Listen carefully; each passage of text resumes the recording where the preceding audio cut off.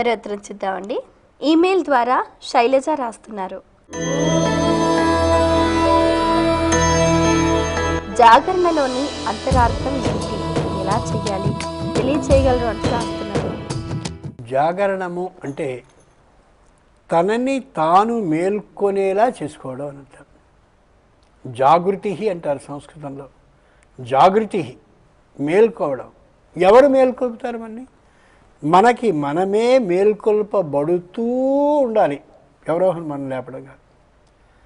చిత్రం ఏంటంటే శివరాత్రి ఏ మాఘ బహుళపక్షంలో వస్తుందో ఇక్కడి నుంచి సరిగ్గా 15 రోజులు వెళ్ళగానే పాల్గొన పూర్ణిమ వస్తుంది. దాన్ని హేలికా పూర్ణిమ అంటారు. హోలీ అని మామూలుగా లోకం అంటారు, హేలికా పూర్ణిమ. అక్కడి నుంచి మళ్ళీ 15 రోజులు రాగానే పాల్గొన అమావాస్య వస్తుంది. ఆ మరురోజు చైత్ర శుద్ధ పాడ్యం ఉగాది. చాలా జాగ్రత్తగా ఆలోచించుకోవాలి. 15 రోజుల్లో అక్కడికి వచ్చేస్తుంది మనం అనుకున్నటువంటి ఉగాది. జాగరణము అంటే నేను ఇప్పటి వరకు ఏ ఉద్యోగాన్ని చేశాను, లేదా ఉద్యోగాన్ని చేయకుండా ఏం చదువుకుంటూ ఉన్నాను, లేదా వివాహమై ఎందరిని కన్నాను, వాళ్ళకి ఏమంటూ నేను సుఖంగా ఏర్పాటు చేసి జీవికని నడుపుతున్నాను అని తనని గురించి తాను మేల్కొనేటటువంటి తనాన్ని జాగరణం అంటారు.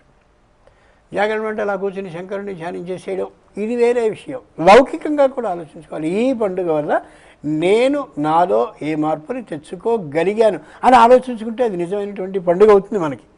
మామూలుగా పండుగ విధానం వేరే, ఇది లౌకికమైన ఆలోచన. ఇక్కడి నుంచి 15 రోజుల్లో హేలికా పండుగ ఉంది. అక్కడి నుంచి 15 రోజుల్లో స్పష్టంగా మనకు కనిపిస్తుంది ఉగాది. అంచేత జాగరణము అంటే ఉగాది నుండి ప్రారంభించి ఏదైనా ఒక గృహ నిర్మాణాన్ని చేసుకోవాలి అని అనుకుంటే ఈ శివరాత్రి నాడు జాగరణము మేల్కొని జీవితంలో మనం చేయాల్సిన గట్టి పని ఉంది ఉగాది నుండి అని గమనించుకుని ఇక్కడి నుంచి హేలికా పూర్ణిమ, ఏ హోలీ అంటారే అక్కడ వరకు కూడా ఆ నెల రోజులకి మనం చేయబోయే పనికి సంబంధించిన ప్రణాళిక అంతటినీ ఈ 15 రోజుల్లో సిద్ధం చేసుకోవాలి. అది జాగరణం. తన గురించి తాను మేల్కోవడం. హేలికా పూర్ణిమ నుంచి ఉగాది వరకు కూడా ఈ వేసుకున్నటువంటి ప్రణాళికకి కావలసిన వస్తువులన్నింటినీ సమీకరించుకోవడం ఏదుందో అది జాగరణం, మేల్కోవడం. ఆ ఆలోచన, ఈ అమలుకి కావలసిన వస్తువులు, ఈ రెండూ కలిపి మనం కానీ ఉగాది నుండి ప్రారంభించుకున్నట్లయితే పనిని పూర్తిగా అది నెరవేరినట్లే విజయవంతం అవుతుంది. అంచేత విజయానికి కావలసినటువంటి ఏ ప్రణాళిక అమలు, ప్రణాళిక అని ఉన్నాయో ఆ రెండూ చేసుకోవడానికి ఇదిగో ఈరోజు జాగరణము మేల్కోవాలి. ఇన్ని సంవత్సరాలు వచ్చాయా, ఇంకా ఇల్లు కట్టుకోలేదా నేను?